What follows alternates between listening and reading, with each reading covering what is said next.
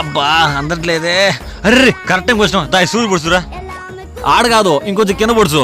పైన పొడిచి ఏమైద్ది? అయ్యేది నాకు సీను, నీకేం కాదు అక్కడ అద్దు. ఇదో ఈ మాతలు వేసుకో తగ్గిపోతులే.